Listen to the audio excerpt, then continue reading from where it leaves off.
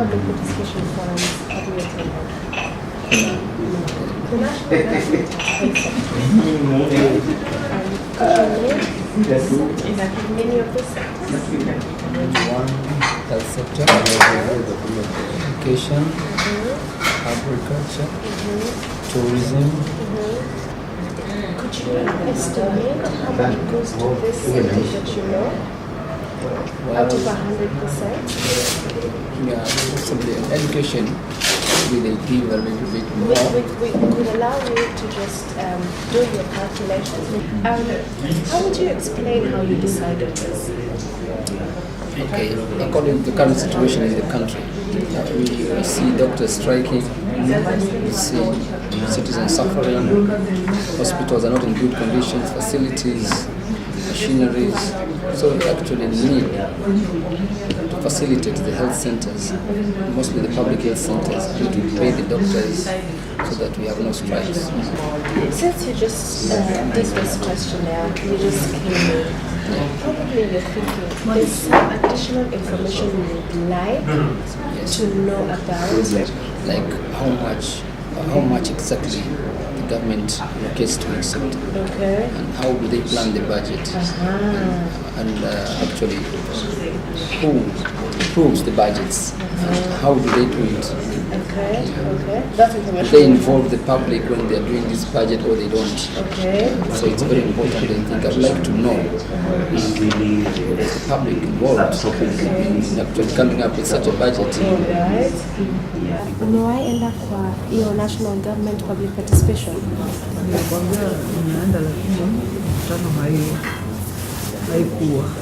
National government iko na sekta 10. Ningependa utuambie zile sekta zenye unajua. Basi ungekadiria jinsi ambavyo national government inapeana pesa kwa hizi sekta, ungezipatia ngapi kwa 100%?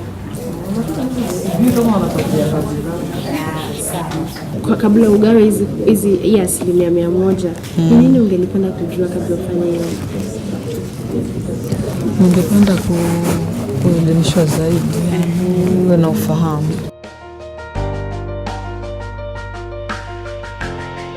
Mkutano wa leo utakuwa unaangazia jambo moja kubwa ambalo ni public participation.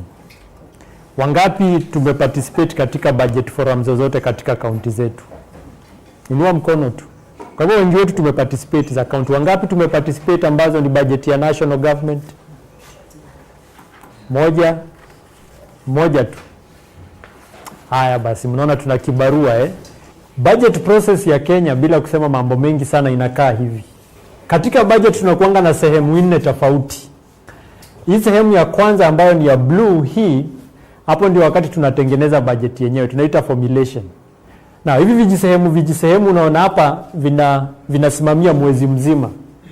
Kwa hivyo process ikianza mwisho wa August, unaona ni miezi mingapi hadi mwisho wa April? Saizi tuko May. August mwaka huu ukifika, budget itaanza. Budget ya mwaka gani? Tutaanza kutayarisha budget ya mwaka gani? 2018. Tunatayarisha budget ya mwaka gani? 2019. Bajeti ya serikali haifuati kalenda ya kawaida. Mwaka wa serikali unaanza mwezi upi? Julai hadi June mwaka ujao. Vile nimesema, ile discussion ambayo tutakuwa nayo leo ni tuna sekta fulani katika serikali kuu. Je, tutagawa pesa kivipi katika hizo sekta? Lakini swali kubwa ni leo katika process, ile discussion ambayo tutakuwa nayo leo inaingia wapi katika hii process yote?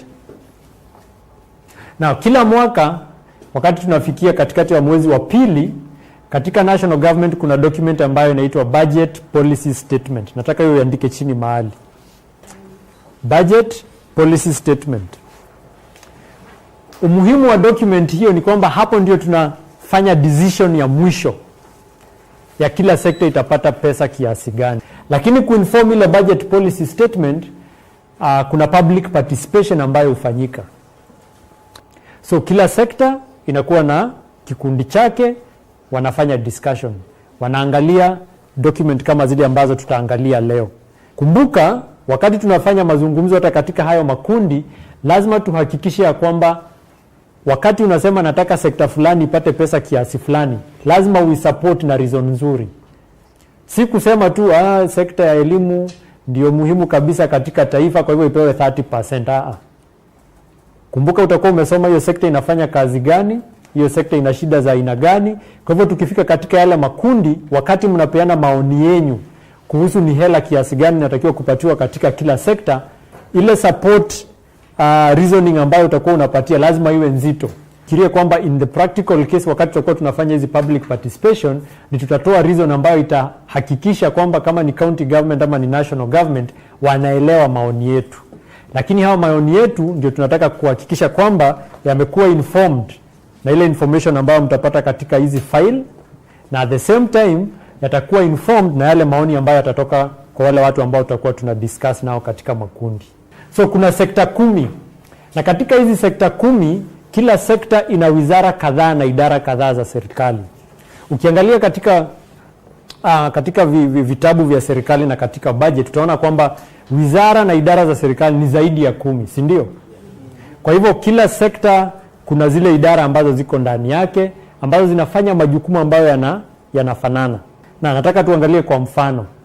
Ukiangalia katika sekta ya education, tunaona kwamba kuna idara kadhaa hapa. Kuna State Department of Basic Education. Lakini ukiangalia katika bajeti utaona kwamba kuna ile mipangilio ya serikali ambayo itakuwa chini ya kila wizara.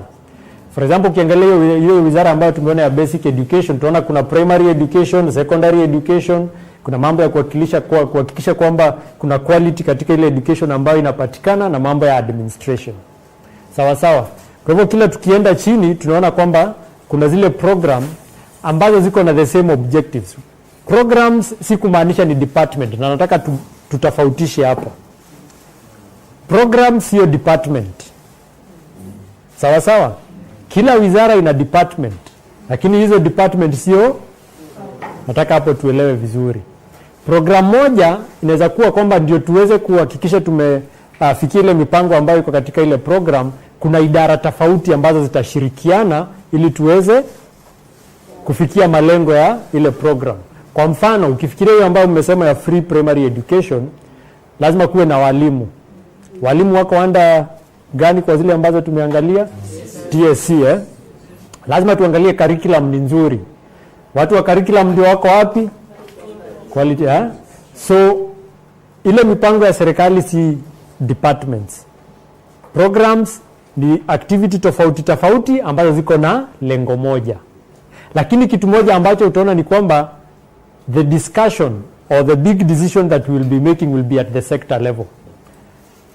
Sawa sawa. The sector discussion is one of the most important parts of our formulation of the budget. Lakini swali kubwa je ni wakati tunagawa pesa katika sekta, ni mambo gani ambayo tunahitaji kutilia makini ili tuhakikishe kwamba kila sekta inapata hela kwa usawa? Ukiangalia katika meza zenyu kuna kadi ambazo nimewekelea hapo, si ndio? Sijasema ni nani napatia hizo kadi, lakini nyinyi wenyewe mtajiamulia tu. Mkiangalia hizo kadi kuna mambo ambayo yameandikwa hapo, na kuna mambo 8 ambayo ni ya muhimu sana wakati unafikiria ni pesa ngapi utapatia kwa kila sekta, ili kuhakikisha kwamba kuna mambo ya usawa, na pia wananchi wanajihusisha kwa njia ya kuelewa hii sekta inatakiwa kupata pesa kiasi gani. Kadi ya kwanza, nani yuko na kadi ya kwanza? Haya, nani anaweza kutusomea imeandikwa nini? Nasimama tu na tusomea, alafu unatuambia tu kwa kifupi tu unafikiria inahusiana na nini. Hii nasema previous ceilings / historical allocations ongoing projects. Kwa maoni yangu, kama kuna miradi ambayo imewekwa pale, ule mradi uwaga uko na kiwango fulani ambacho imewekewa. Kwa mfano, tukisema ni utengenezaji wa barabara, pengine wanaweza sema walikuwa wamewekea hii barabara shilingi ya milioni 500.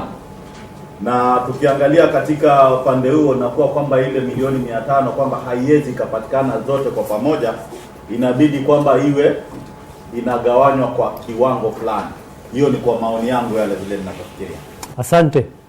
Wakati unafikiria ni pesa ngapi utapatia katika sekta, utapatia sekta tofauti katika serikali kwa mwaka ujao, kwa sababu kumbuka tunapanga mwaka ujao, lazima uangalie tumekuwa tukipatia hizo sekta pesa kiasi gani kwa muda ambao ulipita. Wakati unafikiria kuhusu mwaka wa 2017-2018, unataka kujua 2016-2017, je, tulipatia sekta ya elimu pesa ngapi? Kwa hivyo mambo ya historical allocations inakusaidia kufikiria, kukusaidia kujua ni mambo gani ambayo tumekuwa tukipatia pesa mwaka uliopita, na tuhakikishe kwamba mwaka ujao pesa hizo at least hatujapunguza. Nani uko na kadi ya pili? Aha. Proposal for 2018-19. Government proposal for 2018. Aha. Kidogo tu unafikiria hiyo inamaanisha nini?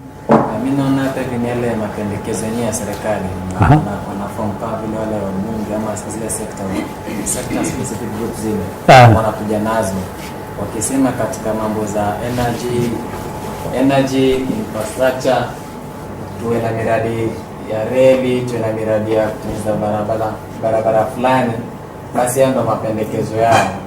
Ndio tunaona kwa mfano zile za county zenye tumehudhuria sana, wamekuwa kijana zao wasema tutakuwa tunaweka security lights upande fulani, alafu na nyinyi sasa mwasemaje? Sawa. Serikali yenyewe ina mapendekezo yake. Wakati serikali inakuja kutuuliza sisi kama wananchi tunaonelea mambo yakuwe vipi, kawaida wao wanakuja na vijikaratasi vyao, si ndio? Na katika vile vijikaratasi kuna miradi, kuna mapendekezo fulani fulani. Kwa hivyo wakati sisi kama wananchi tuna engage na ile process, lazima tujue mapendekezo ya serikali ni yapi. Juu wakati mwingine pale kitu ambacho tutasema tu ni badilisha hapa iende upande huu, ama toa hii weka jambo hili lingine. Sawa sawa. Haya, kadi ya tatu sasa unaweza tusomea. Kadi ya tatu iongelea about national and county functions. Aha. Hii kimimi vinamaanisha majukumu ya serikali kuu na majukumu ya serikali ya ugatuzi. Inahusiana vipi? Unafikiria inahusiana vipi? Kwa nini lazima ujue mambo haya wakati unafikiria juu ya bajeti za sekta? As for my knowledge, serikali kuu ndo mama yake serikali ya county. Na ambapo kwa nini nasema hivi, huyu county lazima na national government ndio sustain wananchi wake. Ndio maana utasikia maybe budget ikipitishwa county ya kwa 15%, ni wajibu wake yeye na kafuatia hiyo 85% katika national government. Jambo moja la muhimu sana sana sana lazima tuelewe leo ni kwamba bajeti ya serikali kuu haina pesa za serikali za kaunti. Wakati tunafanya ugavi wa pesa, serikali kuu inapatiwa kiwango chake, serikali za kaunti zinafanya nini? Wanapatiwa kiwango chake. Kila mtu anaenda anatengeneza bajeti yake kivyake. Katika hii budget ambayo tunaangalia hii ya nationally, ni zile pesa ambazo national government ilipatiwa kiwango chake. Sawa sawa. County nazo zinapata sehemu yao, wanaenda wanatengeneza bajeti zao. Lakini zile bajeti ambazo wanatengeneza zinalingana na yale majukumu ambayo katiba ilizipatia. Function moja ambayo imekuwa devolved sana sana na mumeona baada ya mgomo wa madaktari ni health. Kwa hivyo wakati tunaangalia hii health hapa, haina zile hela ambazo county zinatumia katika majukumu ya afya. Haya, kadi ya 4 nani yuko nayo? Kadi ya 4 priorities. Haya, isome hiyo afu tuambie Okay, mimi kenye na understand priorities ni katika national treasury budget, wakati wanafanya allocation hizi ndio wamepea vitu vimepewa kipaumbele before wafanya allocation. Yani these are the important sectors zinafaa kuangaliwa. Sawa sawa. Wakati tunazungumzia mambo ya sekta katika serikali, na ndio maana tuna bajeti kila mwaka, ni kuna mambo fulani ambayo tunataka kupatia kipaumbele kwa kila mwaka. Kama ukiangalia katika serikali ambayo iko sasa, wakati waliingia jambo moja walisema ni tunataka kufanya miradi, si ndio? Na wakati unafikiria juu ni bajeti tagawa vipi katika kila sekta, tayari ulikuwa na idea kwamba Ile sekta ambayo itapata pesa nyingi itakuwa gani? Ile ambayo tuliona hapa ya energy na infrastructure, si ndio? Na swali kubwa ni mambo hayo yanatoka wapi? Kuna sehemu kadhaa ambazo tunaangalia. Ukitaka kujua ni mambo gani yatapatiwa kipaumbele, jambo la kwanza unaangalia katika mipangilio ya serikali. Katika serikali kuu kuna ile Vision 2030 ambayo inagawa kwa miaka mitano. Kwa zile document tunaona ni mipango gani serikali inapanga kupatia miaka 5. Sawa sawa, hapo ni sehemu moja ambayo tutapata kujua ni mambo gani ambayo tutapatia kipaumbele katika sekta zetu. Jambo la pili ni matakwa ya wananchi. Matakwa ya wananchi ni kwamba sisi kama wananchi tutaangalia ile proposal ambayo serikali imepatiana, tutaangalia mipangilio ambayo iko katika hizo document za Vision 2030 na kadhalika, lakini wananchi pia watakuwa na matakwa yao ambayo watataka kuona yamepatiwa kipaumbele katika bajeti zetu. Kadi namba 6 nani yuko nayo? Yes sir. Emerging issues. Aha. Kwa mfano katika serikali kuna masuala fulani yanajitokeza kwa ghafla. Yes. Kwa mfano kama sheria inatengenezwa ama kuna policy inatengenezwa, huenda kutekeleza hiyo sheria ama ile policy itahitaji kiwango fulani ya pesa. Kwa mfano pia madaktari wagome kwa saa hii ama walimu, nakumbuka pengine hawako kwa ile bajeti ya mwaka fulani. So bajeti pia ikitekelezwa ina kwa emerging issue. So pesa yao pia mpaka itengwe. So those are part of the emerging issue ambazo zinajitokeza ambayo ina affect masuala ya budget katika sekta. Asante sana, hata sitaongeza kitu kingine. Mambo ambayo yanatokea katika serikali, sheria mpya. Kuna mambo kama ametaja ya migomo ya wafanyikazi wa afya na kadhalika. Ni kumaanisha wakati tunafikiria juu ya bajeti ya mwaka ujao, lazima tutilie maanani. Tuliongeza wafanyikazi wa afya pesa kiasi gani? Kama ni bilioni 5, lazima tuhakikishe sekta ya afya katika mwaka ujao ina bilioni 5 za kusimamia ile mishahara ambayo tuliwaongezea. Kadi namba 7. Sector performance. Sector performance, aha. Sector performance tunasema ni yale matumizi halisi ya ile idara. Kwa mfano kwa mwaka huwa wanatumia kiwango gani cha pesa katika matumizi yao. Sasa wakati unapopanga bajeti itabidi ufikiria hawa kiwango chao cha matumizi huwa ni pesa fulani, walitumia pesa fulani. Na hizo pesa walizopatiwa, je, ziliwatimizia mahitaji yao kwa huo wakati? Na walizitumia hizo pesa zote? Ikiwa hizo pesa waliweza kuzitumia zote na pengine wakawa kuna mahitaji zaidi, basi utawafikiria kwamba wanaweza kaongezewa kiwango cha kwa huo mwaka mwingine. Ikiwa zile pesa walizopatiwa katika hiyo idara walitumia mpaka zikabakia, basi itaonyesha kwamba hiyo idara pengine ilitisha pesa nyingi na matumizi yao yalikuwa kidogo. Haya. Performance, na kila wakati mnajua kuna watu upiga kelele sana, nipe pesa zote, nipe pesa, unampa 1,000 pap. Baada ya miezi miwili unamwambia ulifanya nini na ile 1,000? Nilienda nikanunua switi, nikanunua biskuti, nikanunua wheelbarrow, lakini hizo pesa hazikutumika zote, ama zilitumika kidogo. Lazima tuangalie vile sekta zinatumia pesa ili tufikirie mwaka ujao tukikupatia 1,000 utaitumia vizuri ama bado utaitumia vibaya kama kitambo. Sawa sawa.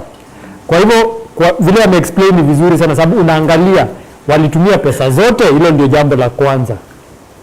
Kwa sababu unaweza piga kelele upatiwe bilioni 200 lakini utumie bilioni 100 pekee. Na hiyo ni kumaanisha tulinyima sekta zingine ile bilioni 1, ile bilioni 100 na wewe hujazitumia. Mwisho wake utasikia watu wakisema pesa zimerudi wapi? Treasury. Sawa sawa. Kwa hivyo lazima tuangalie kwanza, are you absorbing all the money that we gave you? Hilo ndio swali la kwanza lazima tuulize. Swali la pili, hata kama ulitumia bilioni zote 200, ulizitumia kivipi? Pale unaangalia kuna Auditor General ametoa ripoti yake, ulitumia hizo pesa kivipi? Kuna Controller of Budget anasema ulitumia pesa kivipi? Tukiona kwamba hizo pesa hukuzitumia vizuri na kuna shida fulani, tunasema hapa pana risk labda ya corruption, kwa hivyo lazima tupunguze kidogo. Haya, nataka kumalizia kadi ya 8 sasa, ndio ya mwisho. Kadi ya 8 ni source of funding. Aha. Mimi naelewa. Hii source of funding inamaanisha mahali pesa zinatoka. kama kwa kila sector, tuko na the 10 sectors.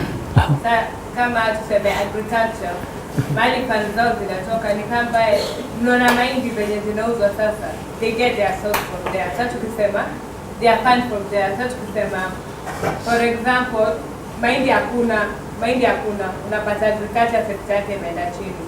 Kwa education the same, unaona tunalipa fee kwa mashule. Hiyo fee ndio inairun. Alafu kama kwa government tunasema the tax that we collect, hiyo ni external nadhani. Sasa kuna kila sector iko na internal funding ambayo they use their, yaani hizo pesa ambazo wanapata most of them wanatumia kama fee. Unaona kama sasa mashule mosi kuna kwa gharama fee. Sio ndo wanatumia kama internal.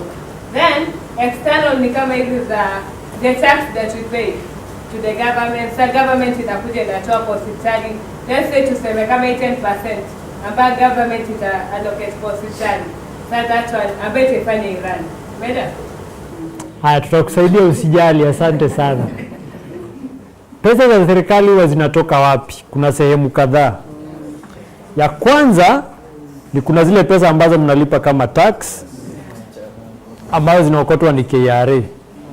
Si ndio? Hiyo ni sehemu moja.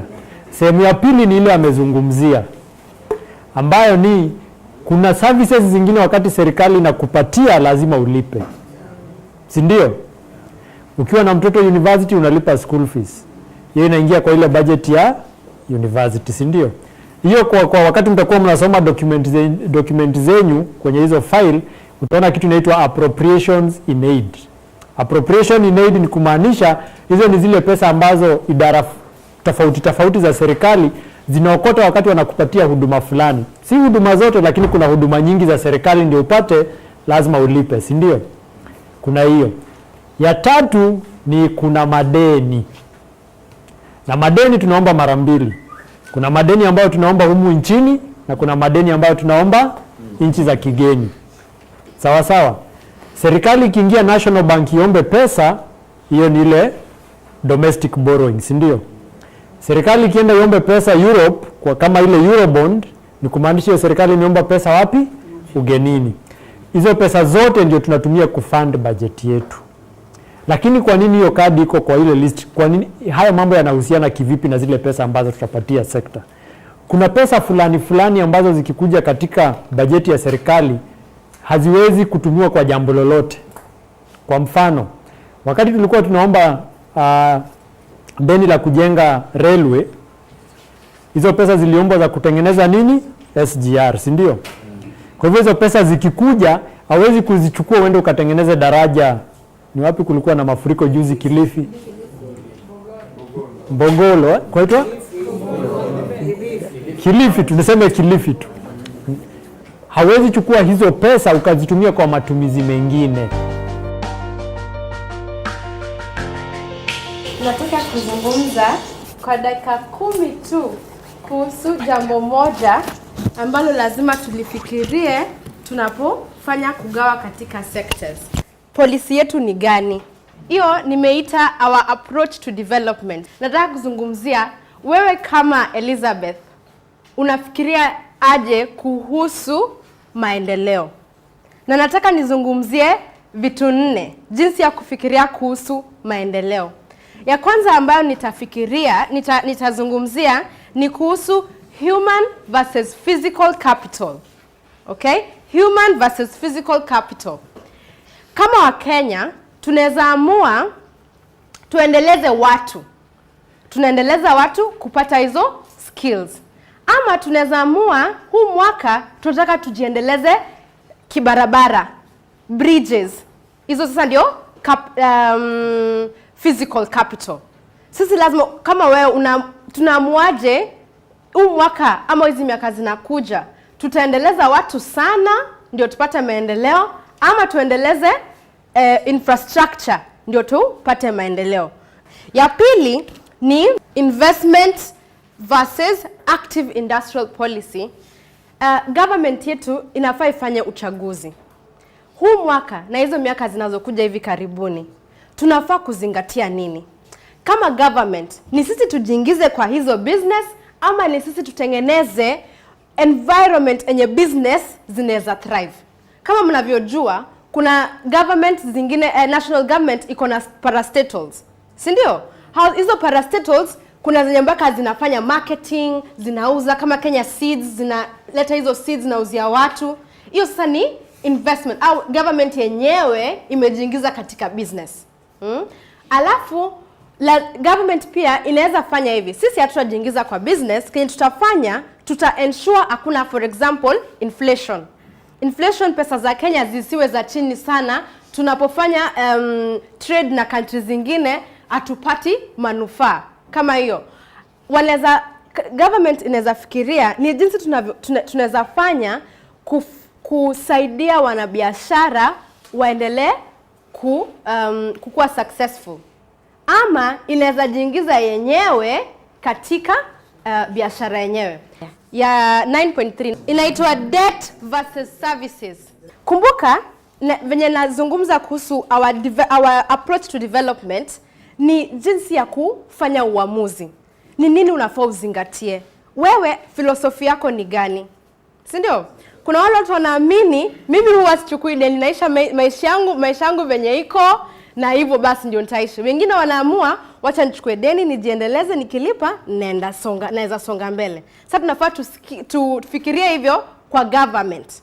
Kwa government tunapoongea kuhusu madeni, venye John amesema source of funding. Government ina uamuzi ya kuchukua deni kwa sababu kuna source of funding, kuna taxes zile zenye raia wanalipa, ushuru, si ndio? Alafu wanaweza pia chukua loans. Lakini kitu moja tunafaa kujua, kawaida hatuchukui loans kwa kulipa salaries, kwa kulipa mahospitali, drugs. Hizo ni vitu zenye ziko sensitive na madona huwa wapatiani pesa ya vitu services ambazo mingi ni recurrent, venye tulizungumza asubuhi. So government ikifikiria kuhusu development inaweza amua kuchukua loan kama ile ya SGR, si ndio? Alafu inaleta maendeleo kwa namna hiyo, lakini ni kupitia kwa deni. Pia inaweza amua kwa sababu tuna taxes zetu ama tuna pesa kiasi hivi, tuweke nyingi katika services kama health, kama education, kwa sababu hizo ni mwalimu ni services. Na hizi huwa zinalipwa na nini? Na ushuru, si ndio? Lakini jambo tunafaa kufikiria kwa hii trade off, hii kufikiria hizi mbili, ni kwamba hizi deni si lazima tuzilipe. Tunazilipia na nini? Na kuna interest, lakini kuzilipa hiyo deni tunatoa wapi pesa ya kulipa deni? Basi tunatoa kwa ushuru. Kwa hivyo tunapofikiria kuhusu deni ambayo inaenda kwa infrastructure, lazima tufikirie what is the cost in the future. Tukianza kulipa hizi deni, tutashindwa kulipa health, tutashindwa kulipa education, tutafanyaje? Manufaa ambayo tutapata katika hizi infrastructure yanatutosha kusema kuwa tukiwa na SGR 5 years from now, tutakuwa tukipata hela nyingi sana mpaka tunalipia zile services. Hiyo sasa ndio lazima ufikirie. Haya, 9.4 physical security and social security. Tunapozingatia maneno ya development ya hii country, lazima tufikirie ni nini tunataka. Physical security, yani sisi tuwe na usalama kama venye polisi wanatuweka, wanatuweka usalama, ama KDF, au hiyo ni physical security, yani tusikuje tuuliwe, tusikuje tuibiwe, tusikuje hiyo sasa ndio physical security. Ama tunaweza fikiria social security. Social security ni nini? Watu wako na social fund. For example, tutawapatia pesa kidogo muende mwanze business zenu, ndio isaidie tusikue mafukara, alafu tuanze kuiba, ndio polisi waanze kusema tunahitaji physical security. Tunapofikiria about our development, lazima tufikirie tutaenda kwa hiyo chanzo cha hiyo insecurity, tunaenda kwa hiyo chanzo cha insecurity kama poverty. So unajua watu wengine wanaiba kwa sababu hawana. So are we going to protect social security, or are we going to protect ourselves against wezi? What can we do? Lakini bado wezi wako, hata kama tutasema leo tunazingatia social security, kuna wezi bado. So physical security si ati ni mbaya, ati sasa tuseme hatutaki polisi, lakini tunapogawa pesa, kama polisi wako under governance, justice, law and order, si ndio? Tutapatia pesa nyingi kwa governance, justice and law and order kwa sababu tunataka physical security, na ile nyingine inaitwaje, national security. Si hapo ndio KDF wako? Unamtangalia kwa hizo folder zenu. Tupatie pesa nyingi kwa hizi sekta mbili, au tupatie pesa nyingi kwa nini? Kwa social protection, ambapo wamama wanapewa pesa, wanaenda wanajimudu, kwa hivyo hakuna, alafu kuna watoto wanasoma, hivyo hawakui wezi, you know, and then tunakuwa na physical security in the end. Kwa hivyo kama tunafikiria ni pesa tuzitenda kwa sekta gani, lazima we weigh ni gani tunataka kuzingatia, ni gani country yetu inahitaji sana. Tukisema tuko na wezi wengi ama tuko na watu wenye terrorist wengi, basi inabidi tuweke pesa kwa physical, si ndio? Lakini kama tunajua watu wenye wanaenda Al-Shabaab ni wenye hawana kazi, hawajasoma, tufanye social security ndio hao watu waweze kujimudu, wasifike pale penye lazima tutafute polisi, tuweke pesa kwa polisi, kwa tumetatua hilo jambo kabla halijafanyika. Haya, sasa nataka tuingie katika makundi. Now, one of the things that we want to try out in Mombasa today is what happens if you structure the public participation with a gender leaning. By the gender leaning, I mean that we are going to have one group that will have women only. Na katika makundi vile nilisema wakati tulikuwa tunaanza, jambo moja ambalo tunafanya leo na tunataka kulifanya kwa uangalifu sana ni kuhakikisha kwamba tunaangalia how we can improve our public engagement. How do we deliberate on the discussions about how much money we want to give to each sector? Tumefanya makundi madogo, tumejua sekta. Tumefanya haya makundi makubwa, tumetengeneza ile list yetu ya vile tunafikiria pesa zinatakiwa kugawa katika zile sekta 10. Sasa kama room nzima lazima tumake decision ya mwisho. Na hiyo decision ya mwisho itatokana na haya makundi makubwa ambayo tutakuwa tumetengeneza zile list. Hizo list zote Vivian atakuwa ameziandika chini, tutaziweka hapa mbele, alafu sisi wote kama room tutaitikia. Tukiangalia hizo list zote ambazo zimewekwa hapo, ni gani ambayo tunahisia kwamba hii list it's a very fair representation of what we will allocate to those sectors.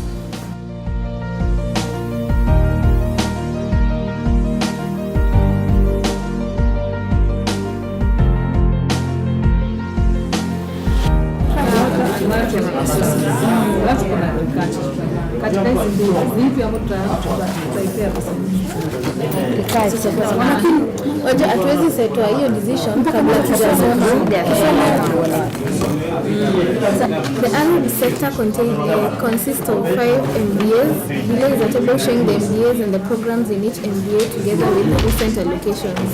The first MDA, State Department of Agriculture. Iko na General Administration and Planning and Support Services, Crop Development and Management, Agribusiness and Information Management. The first one is blank and it's been given 21. And that is ya pili ni 3, ya tatu 17, ya 4 1.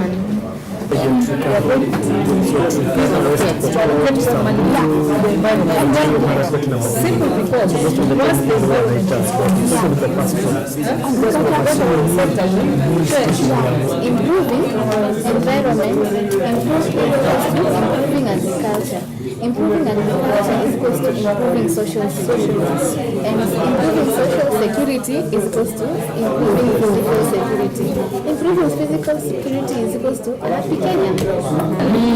Chengine, environment ikiwa nzuri, agriculture zitaenda juu, na hivi hatutakuwa na import vitu vingi, mambo ya debt itapungua, debt itapungua.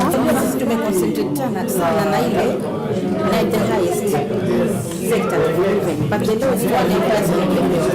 Mimi naona all the sectors zote zinaenda under environment. Manake is all the 10 sectors haziwezi fanyika kama environment haiko, so tuna support kwamba iwe.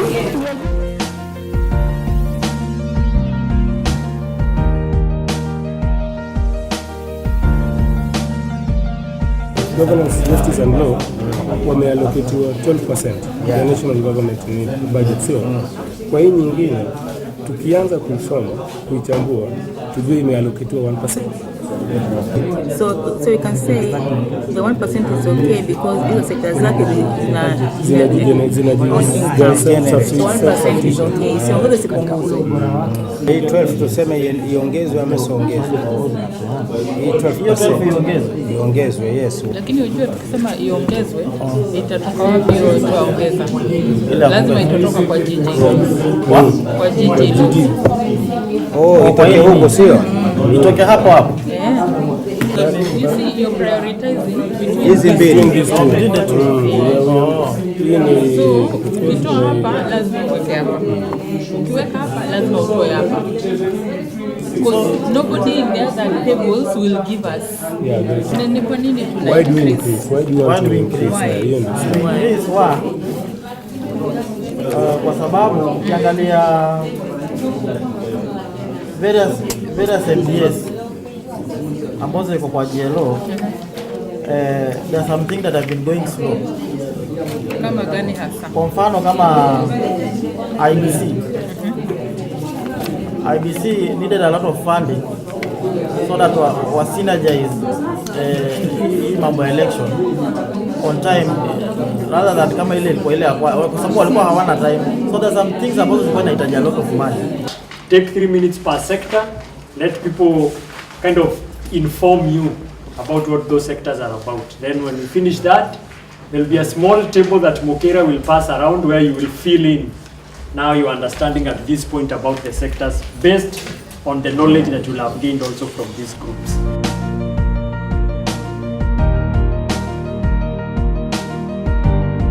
Somebody can take us through the first, the agricultural and rural nini.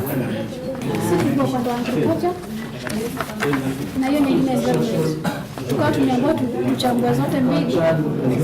Ni ipi ambayo tunaweza kuipatia kipaumbele ama pesa nyingi na ni kwa nini?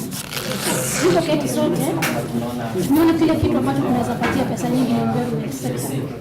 Kwa sababu gani? Kitu cha kwanza tumesema kwamba environment iko improved. Hii agriculture itafanya. Tukimalizia tukasema kwamba sekta hizo ndizo zote 10 zote zinaandaa environment. Maana kama ni upande wa energy, kama ni upande wa health, kama ni wapi, yote inaendelea environment. Wote mnasema ipo percentage za ngapi? Kama 10%. Na agriculture? Kwenda kwa education, ha? So on education, kitu ambao tumeangalia tumesema wacha tuangalie the reality of things vile zimekaa. Je, absorption rate yake imekuwa vipi? So tukaenda page 44, tukaangalia table ya absorption. Ukiangalia page ya absorption, ukiangalia katika hizo departments zote 4, there are 4 departments pale chini. Ukiziangalia zote 4, all the departments are above 3/4.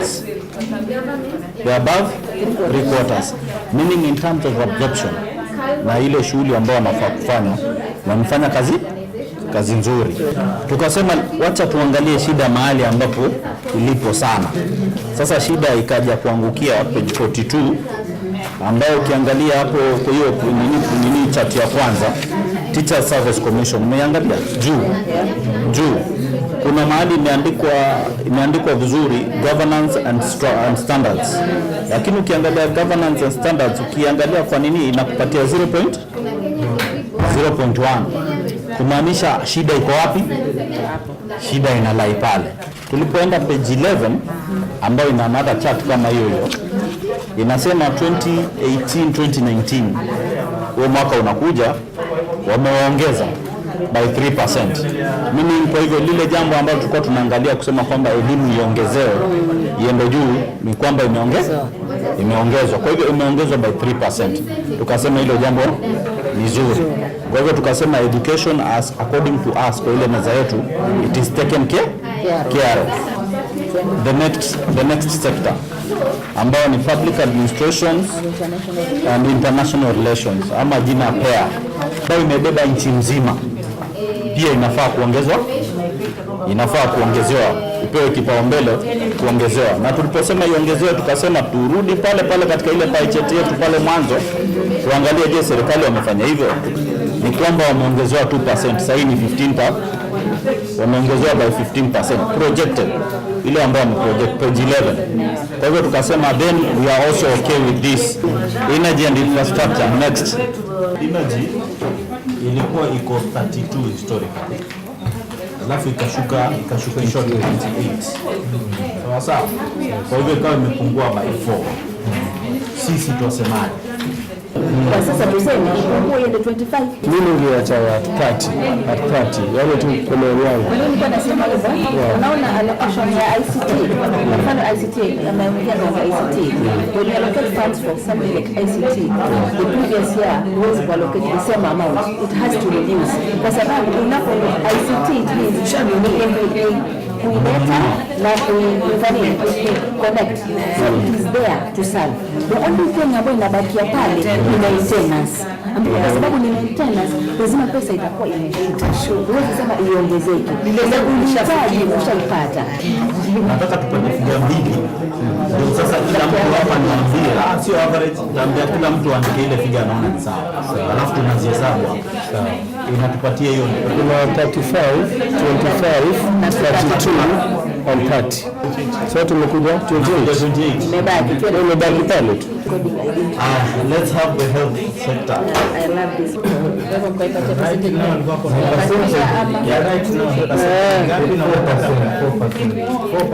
Baki hapo 4%. Imebaki 4 lakini at least you want. Proposal yetu tumepiga mpaka 30%. Can we be realistic please? It can happen. That's how we can. That was personal. We discuss. Withdrawn, sio? Yeah, withdrawn. I will give it 1%. Nilikuwa nasema yetu hiyo 4%. 4%. Mimi nasema 4. Should I do 4? I'm asking on 4. Governance and justice. Governance. Sasa hiyo pia ni kama ile nyingine la rais ile. Pia ni kubwa sana. Iko na MDAs, 14, iko na semi-autonomous governance agencies 20 na tribunal 15. Iko 12%.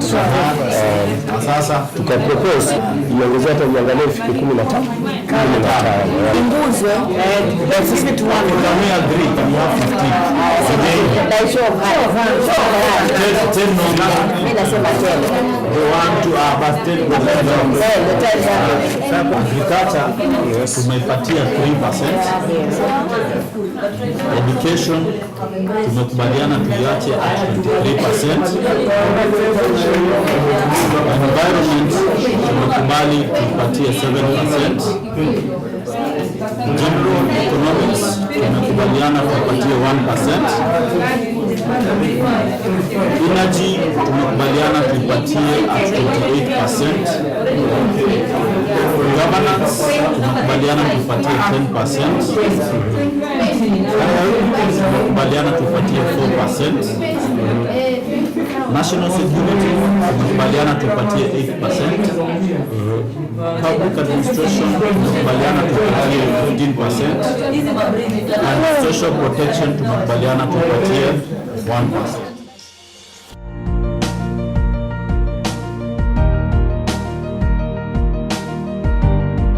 Sasa tupeni masikio agriculture.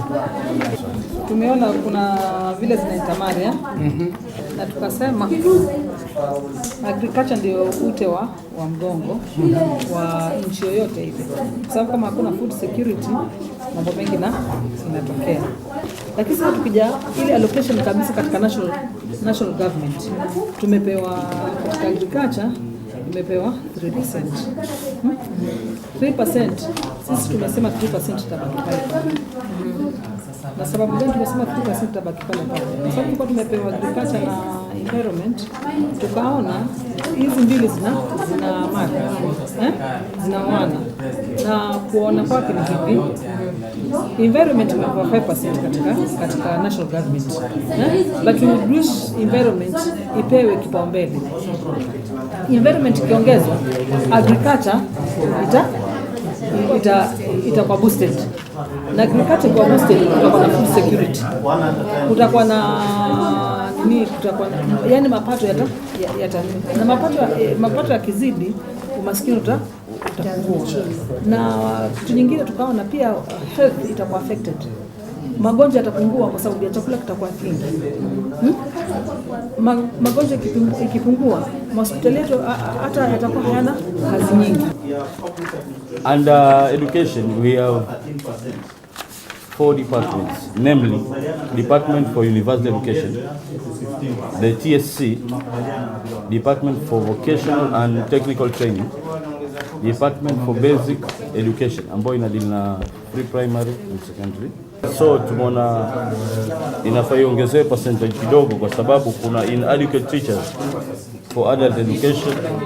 Tuna per capita funding of pupils in primary education is not adequate to cover the costs that keep poor children out of school. With the increase of enrollment of pupils, there is need to expand and rehabilitate existing physical facilities in both primary and secondary schools. Duplication of capital projects across uncoordinated funding streams, poor construction standards, and inadequate maintenance compounded by different independent monitors. That is my deduction, education. Energy, infrastructure and ICT. So kwenye mjadala wetu tuliokuwa nao na kulingana na pesa ya budget ya 2016-2017 yenye tulipewa, tuliona hiyo yote wanapewa like 529 billion I mean to cater for this 9 MDAs.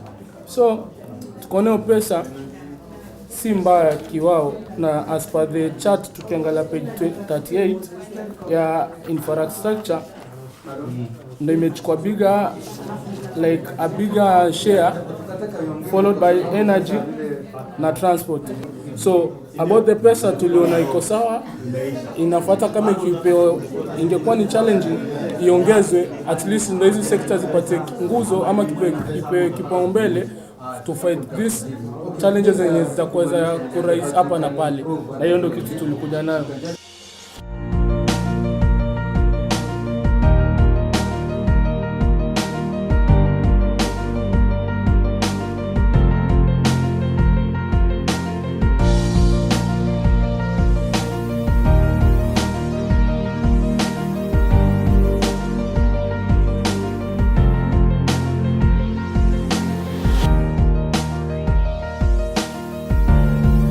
All of us now in this final bid will decide based on what each group has done, what is our final sector allocation as a whole group to be. So what is our final approach to making this decision? Now we need to agree on one. Consensus. Silent consensus mbili. I have an idea. Election moja, Idea yangu tuko group 4 na anybody's opinion it is accepted in this room, sindio? So as per the table to identify tuko ngapi, alafu just but an idea to ile haraka kama kuna secretary andike kama tuko for instance 8, yes 8 na no 8. Alafu wakati ushapitisha tutasema saa acha tu pick papers, zile kata zile papers zitapick to hesabu na to come up na conclusion, yes ziko 5, basi hiyo kitu imepita. It's a very interesting secret ballot, eh? I think the best democracy in any adult group discussion is just by agreeing with the raise of hands. Because consensus is a very good thing, but sometimes if somebody has his or her own idea that is stuck on his head, it's very difficult to accept the majority of it, even if it's either wrong or right. So the good thing is let us just accept democracy of raising by hand, then we pick the majority votes. Okay, so that's slightly different. So that one is, let's do a simple voting pattern. Mokeira. Lakini tukifanya voting, there's a high likelihood that everyone will vote for their menu. Then we will be back to where we started. There's a high likelihood Meni itatoka hapo itavotiwa na watu wa hapo. Sasa tumerudi penye tulikuwa. Na kama group yenu ni watu wengi, Mtashinda. tyranny of numbers. Tyranny of Numbers. Haya, let me hear the last, and it has to be a conclusive one that is agreeable to everyone. No, I think let us be genuine with each other. Let us listen to each other's opinion. Let us judge from whatever views they are giving. If their view is heavier and is pulling you towards them, vote for them genuinely. Not because you are in agriculture or in education, you want to go towards there and you know you cannot support your point. If someone is giving valid reasons, go with them. Let's do this. What I want us to do is simple. Now, I want us to look at sectors where we seem to be in agreement, then we can have discussion about sectors where we seem to differ. Okay, so let's look at a couple of interesting things, because for many of the areas it seems like we have very many differences. Okay? For example, when you look at education, there's no one who did anything very drastic to the education one. Waliongeza juu kidogo, wengine waka maintain, wengine wakaongeza tu na 2 percentage points. Now, but there are some interesting places where there were nice trade-offs happening. For example, if you look at group 4, for social protection, sorry, group 1, for social protection wamepatia 1%. Security wamepunguza, wameongeza kutoka 8, difference yao hapa ni 8, hawa jamaa wameenda 11. So there's some interesting dynamics between group 1 and group 4 in this concept. Those were the 4 big areas where there were big disagreements between the proportions in the different groups. So can we agree we do an average for those ones? Yes. Or in areas where the differences were 1 percentage point, 2 percentage points. Is that sawa sawa? Because wakati umeenda and I don't want to keep you longer than this.